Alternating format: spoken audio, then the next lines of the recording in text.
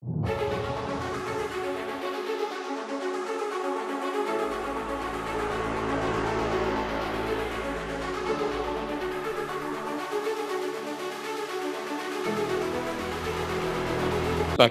nasib struktural yang diangkat dari JF, kemudian pada saat penyetaraan diangkat menjadi JF, tetapi merasa dirugikan karena angka kreditnya turun. Nah, Bapak Ibu sekalian yang saya hormati, kasus ini banyak terjadi dan pasti terjadi. Kita ketahui bersama bahwa pengangkatan seorang PNS menjadi pejabat fungsional itu melalui 3 jalur. Yang pertama, pengangkatan pertama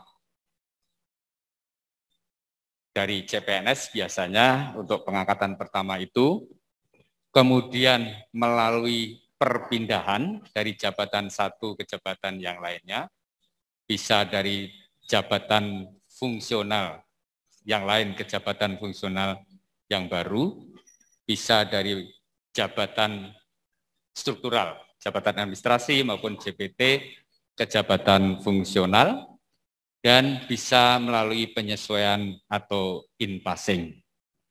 Secara peraturan perundangan ada 3 jalur itu, jalur yang dalam rangka pengangkatan seorang PNS menjadi pejabat fungsional.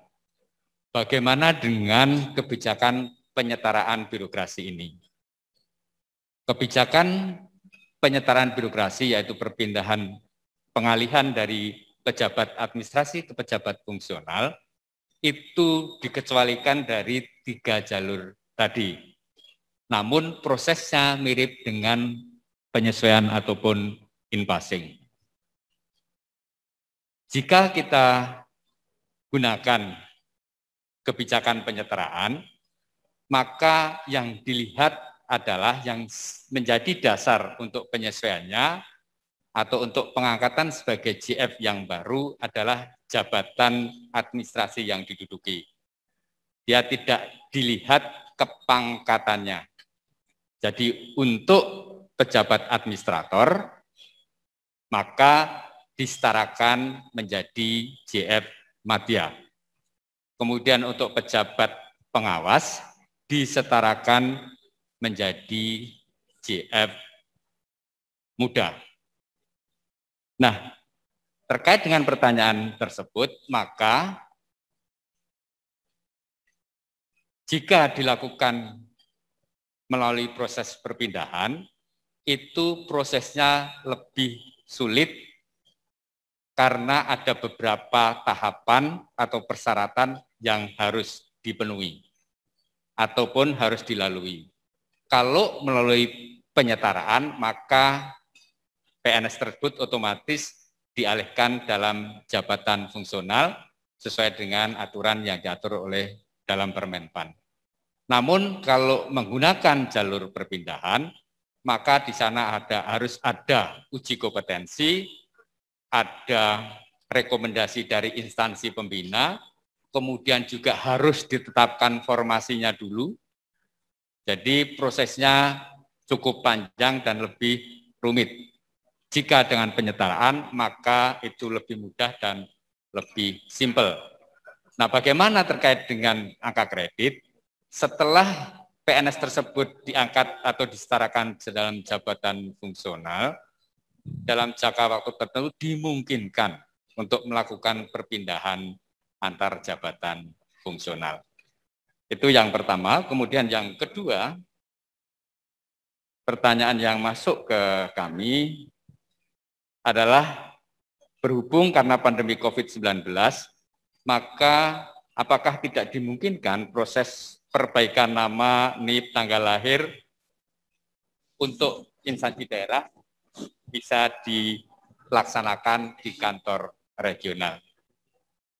Bapak Ibu sekalian yang saya hormati, proses perbaikan tanggal lahir, NIP, dan sebagainya ini bukan proses yang sederhana dari sisi dampaknya terhadap aspek-aspek kepegawaian maupun aspek keuangan negara.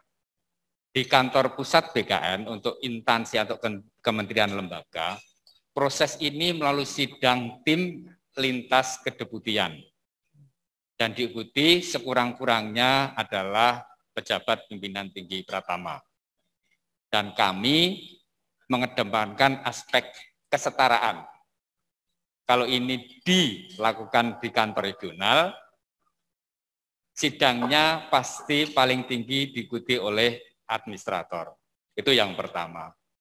Yang kedua, perubahannya dari sisi database dilakukan di Deputi Bidang Sistem Informasi Kepegawaian. Jadi dalam rangka kesetaraan itu tadi, maka saat ini hal ini dilakukan di kantor pusat BKN. Ini terkait dengan perubahan NIP dan tanggal lahir. Dan dari sisi kecepatan maupun prosesnya saya kira sudah tidak perlu dikhawatirkan lagi, karena sekarang ini semuanya akan kita lakukan secara digital atau paperless, sehingga alasan waktu dan sebagainya mungkin sudah tidak perlu menjadi masalah. Saya kira itu tanggapan saya terhadap dua pertanyaan yang masuk ke kami yang sifatnya lebih umum. Lainnya kebanyakan adalah kasus per kasus, orang per orang. Sekian, terima kasih.